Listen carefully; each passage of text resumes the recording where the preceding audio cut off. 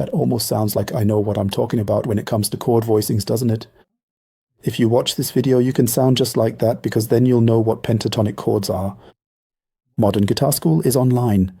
A very warm welcome to the new workshop. My name is Christian Moser. I've been a professional guitarist for over 25 years, both live and in the studio, and I very successfully run my own music school in Wiesbaden. And I'd like to share my knowledge and experience with you here on this channel. So, what's today's topic? Pentatonic chords? Never heard of them. What is that supposed to be? Most people I ask have never heard of it, heard anything about it. Even though the topic is just as easy and will advance your playing just as much as soloing with the pentatonic scale in first position, only this time chords are built from the pentatonic scale. There are different ways to stack them, which creates interesting sounds. And the great thing is, pentatonic chords are just as versatile to use in any style, just like the pentatonic scale itself. Because as you know, the pentatonic scale is our secret weapon. When it comes to soloing, it always sounds good, whether it's funk, metal, blues, or whatever. It's the same with pentatonic chords, because they're built from the pentatonic scale, so by extension, they're just as versatile to use in any style. So how does the whole thing work? I'm going to explain it to you really simply now, because it really is that simple. We're going to use our beloved guitar key of A minor. I'm sure you all know the A pentatonic box starting at the 5th position. And right in that area is also the A minor chord. So basically you can also form this A minor chord from the A pentatonic box. I'll show it to you here on the screen. And within the A minor pentatonic box, or rather of the chord shape, you'll find these 3 notes down at the 5th fret. And these 3 notes make up the first pentatonic chord.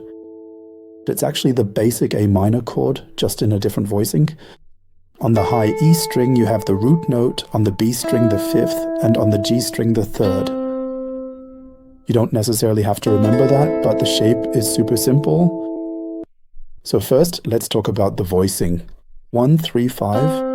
That means if you consider the lowest note on the G string, the C at the 5th fret, as the lowest note, then the E on the B string is the 3rd note, counting from C. Count it out, 1, 2, 3. And on top of that note, we stack another 3rd, so again, 1, 2, 3. So you could say it's the voicing. 1, 3, 5. 1, 3, 5 indeed. 1, 2, 3, 4, 5 precisely. 1, 3, 5 absolutely for sure, without a doubt. So, and now basically you go to the next note, the D, and again stack the next note on the B and E strings. You also know this structure from the pentatonic scale. I'll also show you this image here, so you can see exactly what I'm doing, in case it's not entirely clear. So, first chord shape. The next one. All notes from the A minor pentatonic scale. The next shape. The next one. And the last one. Once more in context.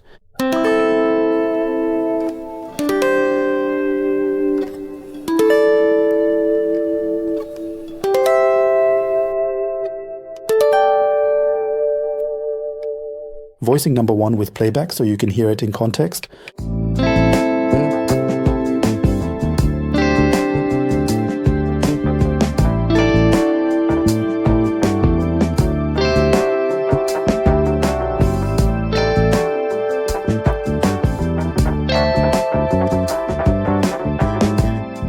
Okay, that's just one of the possibilities. Now let's build a different cluster, so a different voicing. Let's begin our exploration from the note C. We will consider C as the foundational root, or the 1 again, in this particular musical context. The specific voicing we are employing here consists of the intervals 1, 2, and 4, so this translates to the notes C, followed by D, and then G. If we count them out, it's 1, 2, 3, 4. When these notes are carefully stacked on top of each other, in this precise arrangement, it truly works most effectively and sounds best this way. It has a certain sus sound, very nice and open. The next one would be this one here.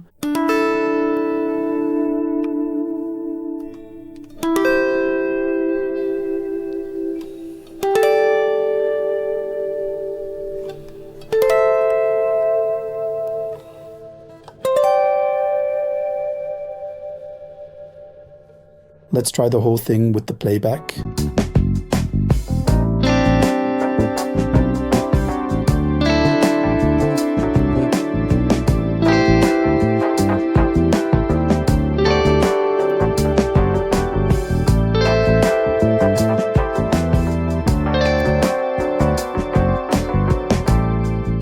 Now you can really hear, in relation to the backing track, that no matter which pentatonic chord or cluster I play, it always adds a nice new color to the backing track, which goes from A minor to D7, but you never have a conflict.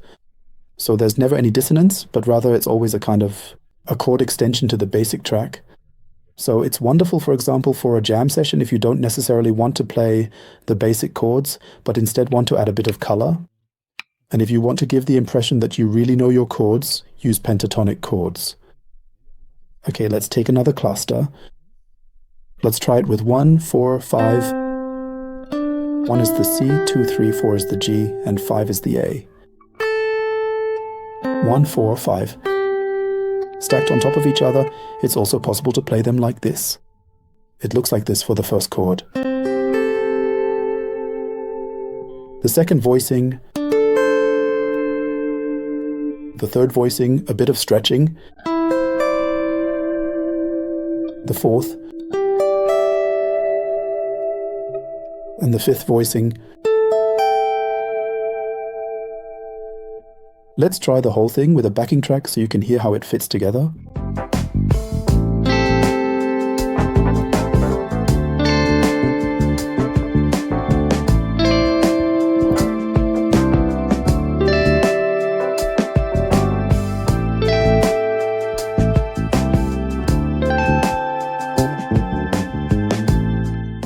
Before I forget, the tabs for the intro solo are linked below the video. Well, maybe it's better to call it a chord solo where I used all those pentatonic chords.